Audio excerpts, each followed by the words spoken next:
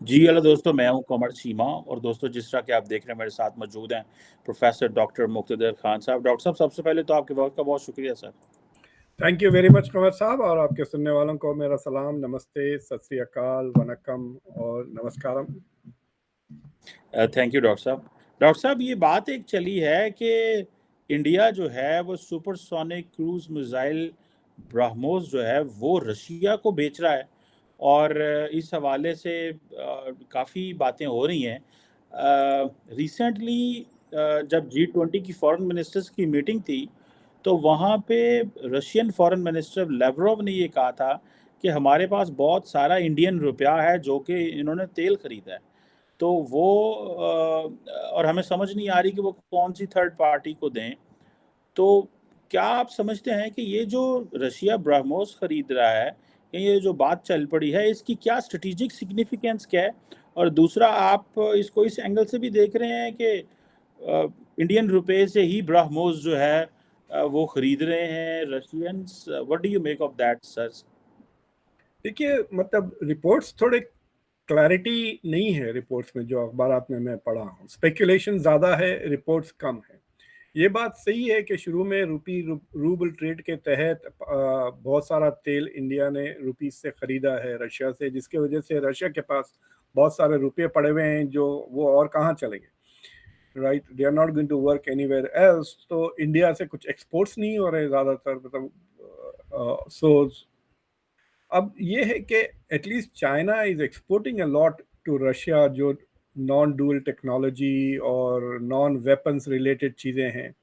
Waste में काफ़ी शिकायतें हो रही हैं कि बास चीज़ें जो चाइना बेच रहा है और काइंड ऑफ, अब ऐसा हो गया कि अगर आपने कपड़ा भी बेच दिया रशिया को, और अगर वो उस कपड़े के वो यूनिफॉर्म बना लेते हैं, तो आप कहने लगेंगे कि you are helping the war effort. तो अब रशिया को बेचें तो क्या बेचें, right? So that is a challenge. और पहले भी इंडिया के एक्सपोर्ट्स, अगर जंग से पहले अगर देखें, तो दे वर नॉट वेरी हाई, मतलब कुछ चंद $100 मिलियन के थे। तो जून में एक रिपोर्ट, जापानीज जो न्यूज़पेपर है, उसने रिपोर्ट लिखी थी कि Russia is buying back it's weapons from the countries it has sold.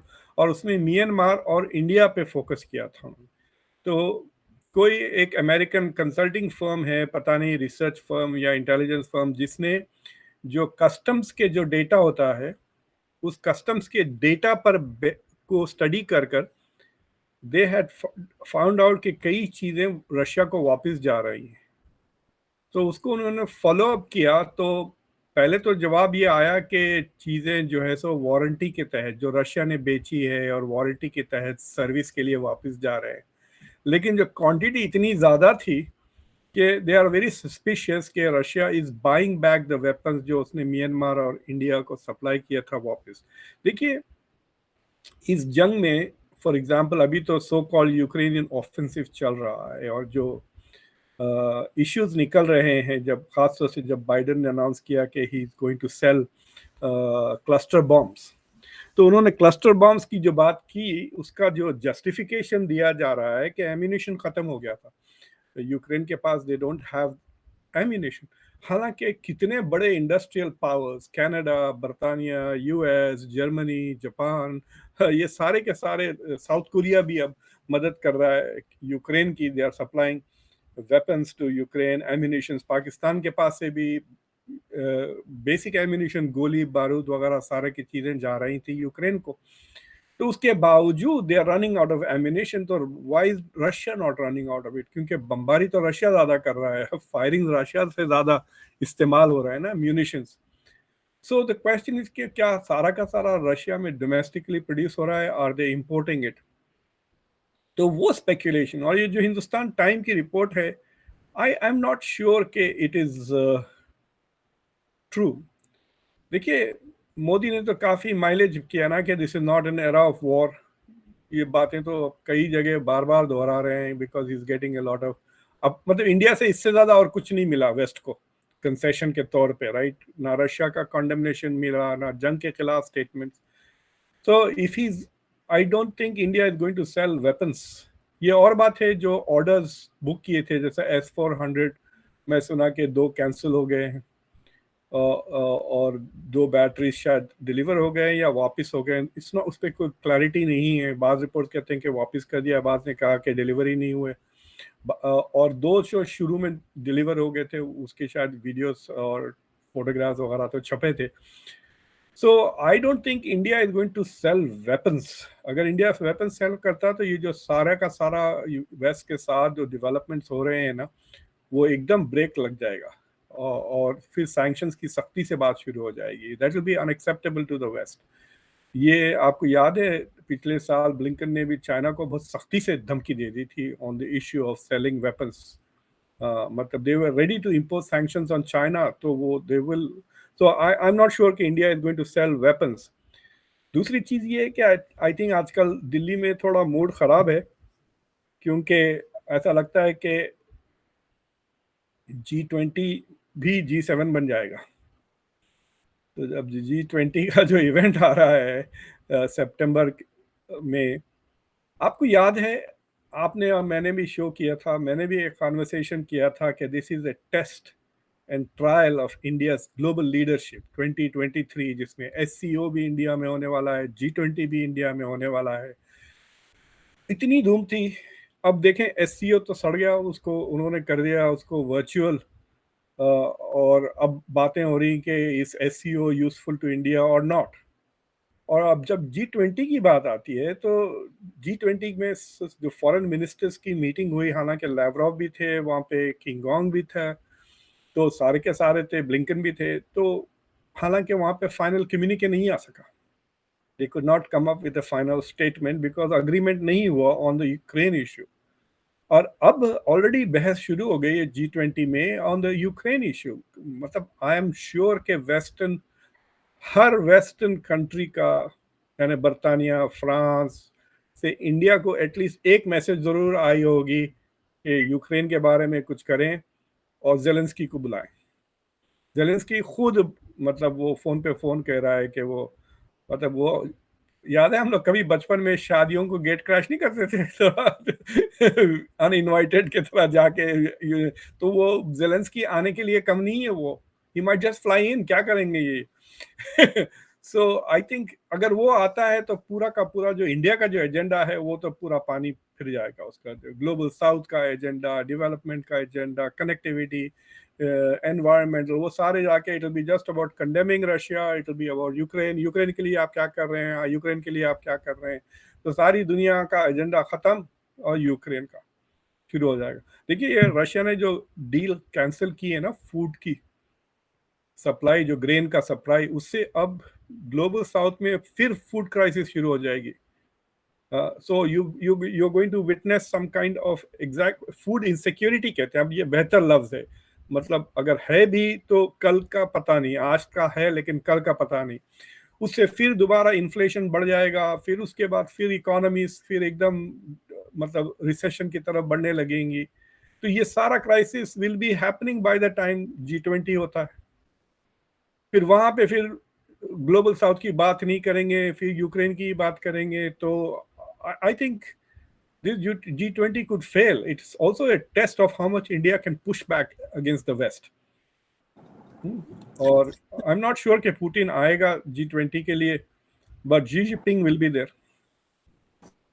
अच्छा डॉक्टर साहब, ये जो आपने G20 की बात की, मैं अभी देख रहा था कि G20 मीटिंग हुई है इंडिया में, और वो basically economic and finance policy makers जो हैं उनकी G20 की मीटिंग हुई है, और वहाँ पे भी कंसेंसस पैदा नहीं हो सका, और जो जॉइंट स्टेटमेंट है वो नहीं आ सकी क्यों, ऑन यूक्रेन की वजह से। और चाइना और रशिया जो हैं they are still adamant on that. India जो है उसकी पोजीशन वो न्यूट्रल और डिप्लोमेटिक वे। तो आप जो G20 की बात कर रहे हैं कि उसका G20 कुड बी SCO, तो ये जो अभी फॉर एग्जांपल ये जो डिस्कशन अभी उधर गुजरात में हुई है G20 की economic and finance policy makers की, आपको लगता है कि ये बेसिकली टोन सेट कर रही है एक फाइनल जो इवेंट होने वाला है उसकी? देखिए, ऑलरेडी डिस्कशंस तो शुरू हो गए ना। इसके G20 का जो समिट का जो मेन इवेंट है, सो आई मीन देखिए इलेक्शन अमेरिका में भी हो रहे हैं, बाइडेन का फॉरेन पॉलिसी आप मुझे बताएं, यूक्रेन को छोड़ के और क्या अचीवमेंट है, इंडिया है, ठीक है। तो इंडिया के अलावा मतलब इंडिया को हमने ये किया, इंडिया के साथ ये किया, लेकिन इसलिए मैं कह रहा हूं कि India is not going to sell any weapons to Russia because वो G20 सैल्वेज करने की कोशिश करेंगे, वरना गंद हो जाएगी G20 में। दे विल स्टार्ट, कोई ना कोई एक western country will come forward with proposals of sanctions वगैरह इस मसले को लेकर। और ये फैक्ट कि जापान जो इंडिया का सपोजिटली इतना अच्छा दोस्त है, क्वाड का भी मेंबर है, G20 का भी मेंबर है, और जापान के ही सोर्सेज आर इन्वेस्टिगेटिंग इंडिया। भाई अगर इंडिया के कस्टम्स के पेपर्स को देख रहे हैं then that shows is suspicious ना। इट्स लाइक सेइंग कि मैं अगर आपके कंप्यूटर पे आपकी वेब ब्राउजर हिस्ट्री देख रहा हूँ, तो ये दोस्त ऐसे चीजें नहीं करते एक दूसरे के लिए, राइट? हाँ, सो द जापानीज मूव जो जून 5 को अगर आप खोल के देखें, और नाइकी जो उनका सोर्स है media, I was very surprise कि उसके बाद इंडिया की तरफ से कोई सख्त किस्म का जवाब नहीं आया टू जापान। और वो काफ़ी वेस्टर्न न्यूज़पेपर्स में वो फैली वो बात कि इज रशिया री importing weapons from India and Myanmar, वो ये दो कंट्रीज को उन्होंने आइडेंटिफाई किया। नॉर्थ कोरिया से भी खरीद रहा है वो रॉकेट्स वगैरह, but North Korea is out of the system ना, नॉर्थ कोरिया को ये क्या कर लेंगे। But I have a feeling कि India is going to play a good boy till G20। लेकिन अगर G20 का अगर इंडिया का पूरा एजेंडा डिरेल हो जाता है और ये कनाडा यूक्रेन वगैरह ये कंट्रीज मिलके यूक्रेन ही करेंगे, so I have a feeling that they will get a strong response from India. हो सकता है India will decide to sell some weapons to Russia. I don't know what they can do, how far they will go, you know. बातें बहुत करते हैं लेकिन actions तो इन्होंने कोई नहीं लिया। रशिया को कहते हैं ना कि रशिया हमारा फ्रेंड है, 75 साल से हमारा फ्रेंड है, लेकिन रशिया की सपोर्ट के लिए इंडिया ने अभी तक कुछ नहीं किया। मतलब they have only not condemned Russia and they have basically bought oil from it. तो उस तरह से तो सपोर्ट तो की है, तकरीबन 60-70 बिलियन डॉलर की, या 100 बिलियन पिछले 2 साल से अगर ले लें आप, इन टर्म्स ऑफ जितना ऑयल इंडिया उससे खरीदा है। बट इंडिया का फायदा भी हुआ है, कंसेशन पे मिल रहा है, लोअर रेट पे मिल रहा है वो oil, India is re exporting it. But it is going to be interesting to see कि सितंबर में क्या होता है। आई थिंक कि ये जो इंडिया के जो मोदी के दोनों ट्रिप्स हुए हैं फ्रांस और वाशिंगटन DC को, उसमें जो करीब आया है इंडिया वेस्ट के, लेट अस सी के हो सकता है कि इंडिया की पोजीशन बदल जाए। SCO में इंडिया कंडेम कर दे रशिया की वॉर को।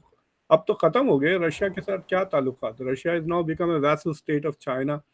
इंडिया के तरफ से जो इनफॉर्मल जो लोग कह रहे हैं, वो कह रहे हैं कि India is hesitant to support Russia because Russia is so close to China, is speaking through China. So जितना करीब रशिया चाइना के आएगा उतना दूर इंडिया रशिया से हो जाएगा। सो SCO में देखें क्या होता है। It will B a good barometer, या ना, टेस्ट के, जिस लाइक ए टेम्परेचर टेस्ट। देख सकते हैं कि क्या हालात है। और अगर वहाँ पे भी फाइनल कम्युनिके नहीं आता है, एन अग्रीमेंट, तो इट विल बी मुश्किल। I think the only successful G20 की जो मीटिंग हुई, वो जो डिफेंस मिनिस्टर्स की इंडिया की तरफ से, याद है जो राजनाथ सिंह की लावरोव के साथ जो जो मीटिंग, लावरोव नहीं, वो Russian defence minister, Chinese defence minister के साथ जो मीटिंग हुई थी, जिसमें इंडिया ने कह दिया था उनको कि जब तक के बॉर्डर इश्यूज नॉर्मलाइज नहीं होंगे। सो आई थिंक ये SCO और G20, I don't know to what extent. India की जो ऑफिशियल पोजीशन ये है कि भाई देखो, खाली बड़े मीटिंग्स नहीं, लुक एट इट, हमने हंड्रेड्स ऑफ मीटिंग्स कराए इन कई शहरों में ऑन मेनी अदर इश्यूज जो उतने बड़े इश्यूज नहीं है, but they are important issues. Environment को लेकर कश्मीर में टूरिज्म का इवेंट हो गया G20 का। So based on all of those, India is saying it has been a very successful presidency. लेकिन जैसा इंडोनेशिया ने फंड्स क्रिएट किया ना, ये जो डेट क्राइसिस जो है ग्लोबल साउथ की, उसको एड्रेस करने के लिए कुछ $170 बिलियन का. So that was a success for Indonesia, जो पिछले presidency. So what will be the big victory for India coming out of G20 2023. सो वो एक सवाल उठता है. और देखिए, यूक्रेन का मसला is not going to end, कि ये जंग अभी नहीं होती है. आपको पता है F-16 जो अप्रूव हुए हैं उसकी deliveries are due as may be, अगर अर्ली से अर्ली हुए तो अप्रैल में आएंगे. यानी we are expecting the war to last for another 8 months. अब वो अप्रैल में वो आएंगे. और मोस्ट जनरल्स कह रहे हैं कि F-16 is not going to help Ukraine unless they start bombing Russia. अगर मॉस्को पे बॉम्ब करना है उनको स्ट्रेटेजिक टारगेट्स, तो ऊपर से कर सकता है F-16, लेकिन बैटलफील्ड में ना it can not. It is like saying, it's like हाथी घोड़ा नहीं है वो जो बैटलफील्ड में, इट्स नॉट वेरी मोबल, लेकिन दूर से वो अटैक कर सकता है. So if they are planning to fight into next year, then फिर नेक्स्ट ईयर के सारे इंटरनेशनल इवेंट्स पे यूक्रेन डोमिनेट. जंग अगर रुक भी गई, फिर उसके बाद रिबिल्ड करेंगे. ये जिंदगी का मकसद ही पूरा वेस्ट का एक ही हो गया है, यूक्रेन, इसके अलावा और कुछ भी नहीं है. So coming close to the election, अगर नवंबर के करीब या लेट्स से कि अगले समर में जंग खत्म हो जाती है, तो आई कैन टेल यू कि बाइडेन का foreign policy agenda will be all about rebuilding Ukraine. अभी बार बार यही पूछा जा रहा है कि what is the Global South going to do for Ukraine. Global South, Global South. ये नहीं कह रहे हैं कि ग्लोबल साउथ के मसाइल कैसे हल करें, ये पूछा जाएगा कि ग्लोबल साउथ यूक्रेन के रीबिल्डिंग में क्या करेगा.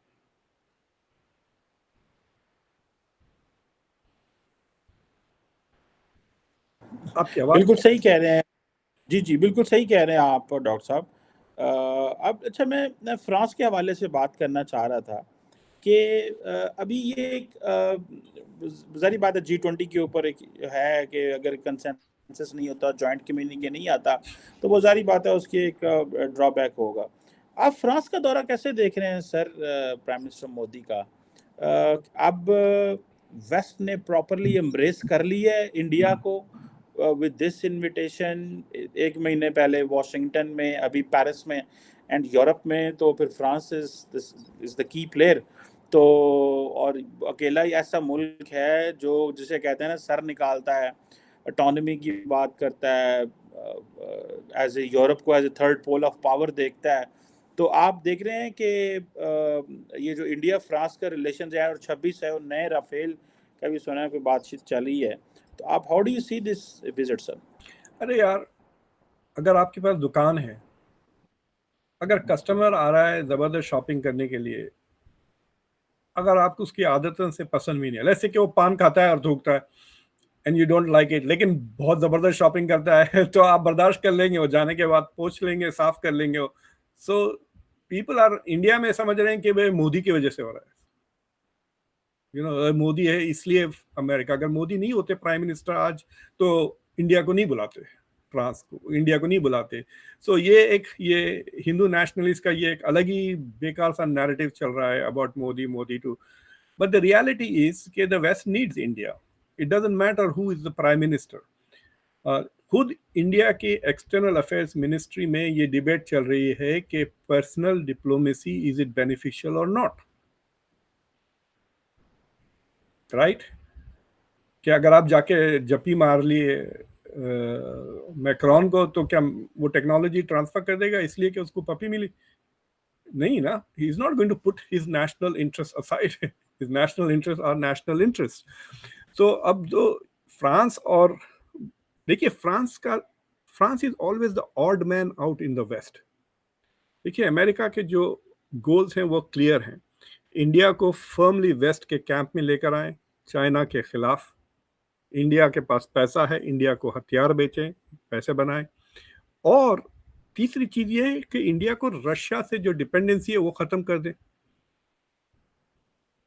अगर रशिया से जो हथियार इंडिया खरीदता है, if it stops buying, 30% India के वेपन्स वहां से आते थे, अगर तो इंडिया की वो बाकी वेस्ट की तरफ आएंगे. France is also competing with that. France भी चाह रहा है कि France is number 2 supplier of India, it wants to become number 1. So basically France is competing with the US. ये जो चल रहा है वो यूएस से कॉम्पीट कर रहा है to become the country that replaces Russia as a source of main weapons. तो आपने देखा होगा कि जब हम इतने सारे बातें जब सुन रहे थे कि India is going to buy Rafale, ये सबमरीन्स का जिक्र नहीं आया था. इट्स लाइक सेइंग आपने दुकान में गए दूध खरीदने के लिए, आते आते चॉकलेट भी खरीद लिया, राइट. सडनली ये 3 सबमरीन्स का जिक्र आने लगा. उससे पहले we had not heard about दो सबमरीन. वो सबमरीन्स का डिस्कशन जर्मनी के साथ हो रहा था, इटली के साथ हो रहा था कि India is going to buy submarines from Italy या Germany.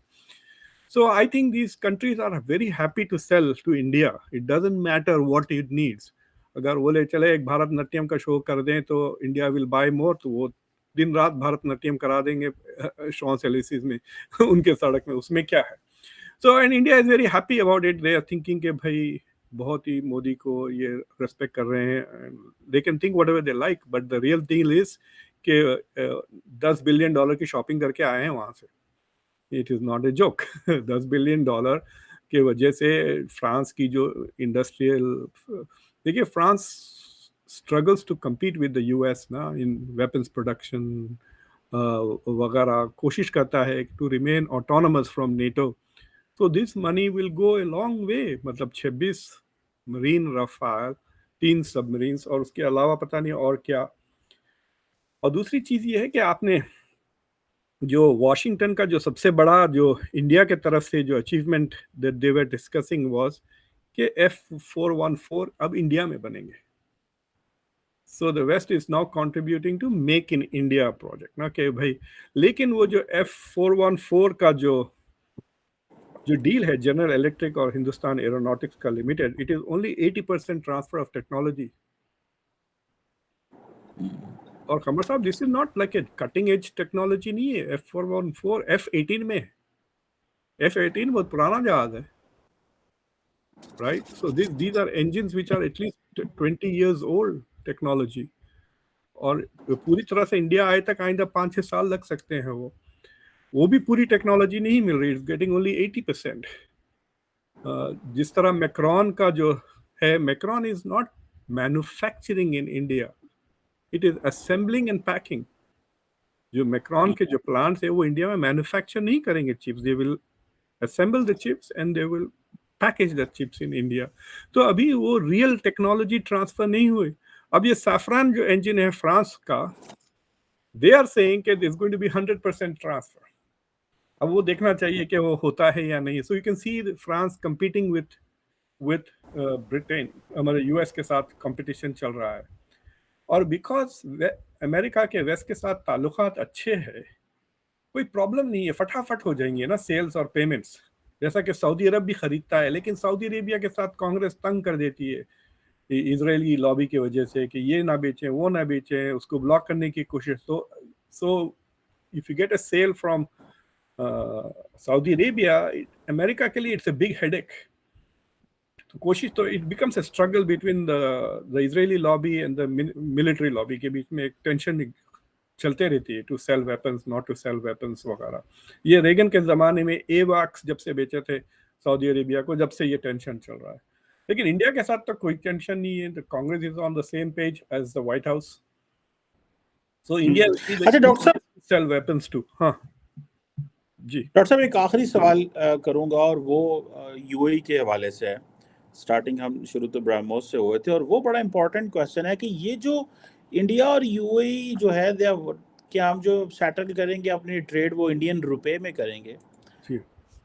Is this a move for D dollarisation?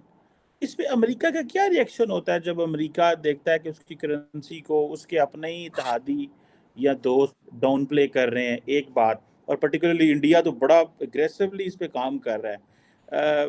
कभी कोई लार्जली स्टेटमेंट नहीं आई अमेरिकन सर्कल्स की तरफ से इस हवाले से?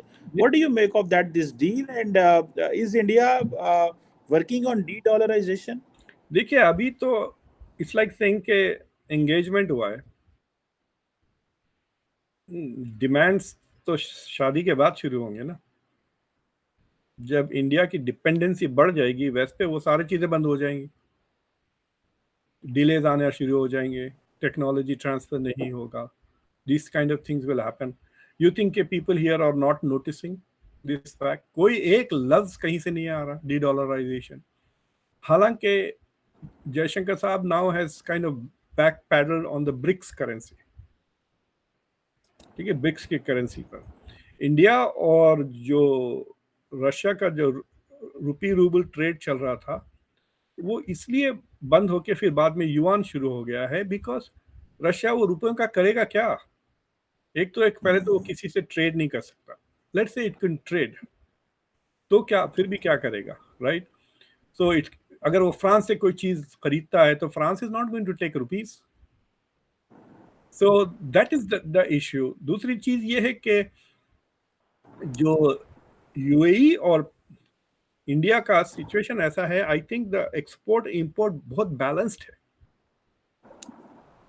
ठीक है, जैसा कैसे India China, India 100 billion import करता है, 20 बिलियन एक्सपोर्ट करता है.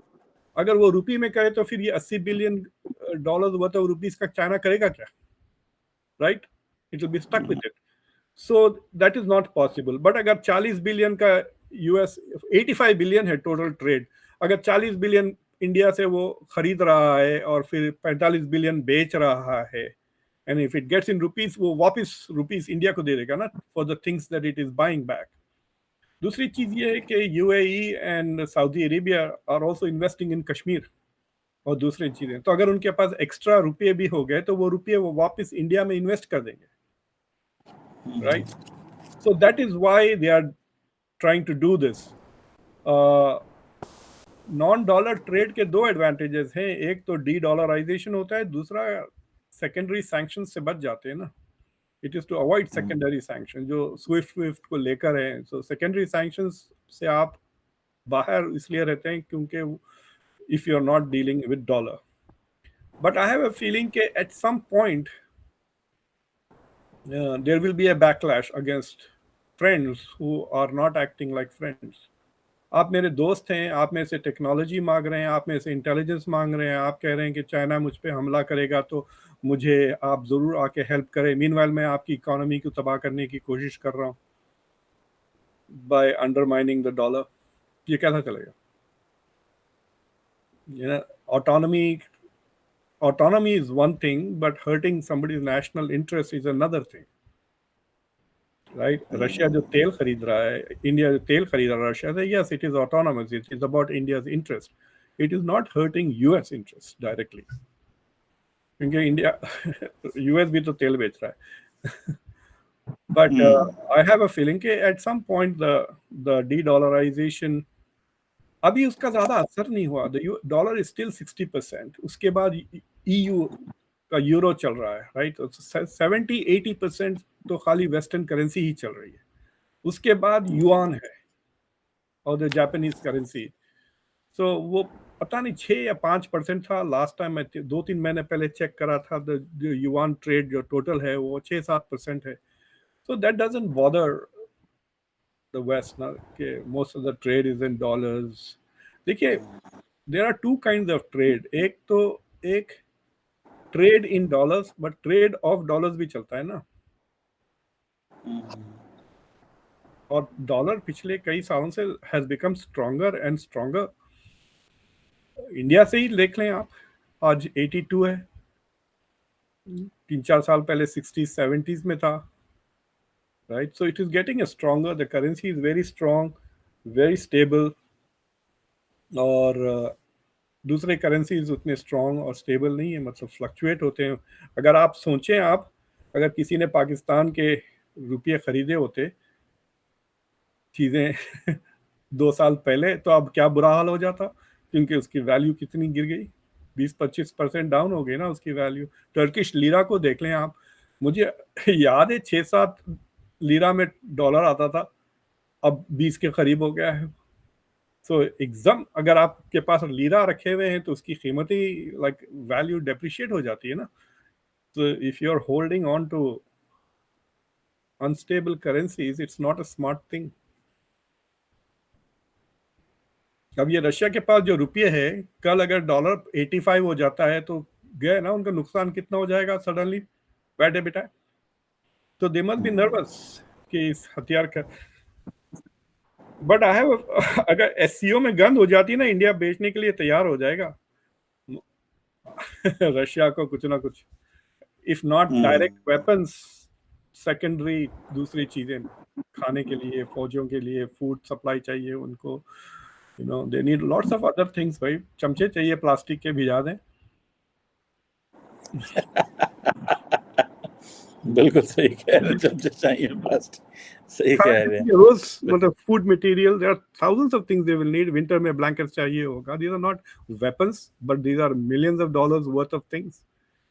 सोचिए आप, अगर जंग नहीं चल रही है, आप बैठे हुए दोनों एक दूसरे को देखते हुए, खर्चा किस पे चल रहा है हीटर्स पे और फूड पर ना so there you can supply other things, electric heaters पहुंचाए विंटर में वो ट्रेंचेस में बैठ के गर्म करे अपने आप को। बिल्कुल ठीक कह रहे हैं डॉक्टर साहब। Thank you very much professor doctor Mugdhar Khan साहब। Thank you once very again much. बहुत शुक्रिया आपके वक्त।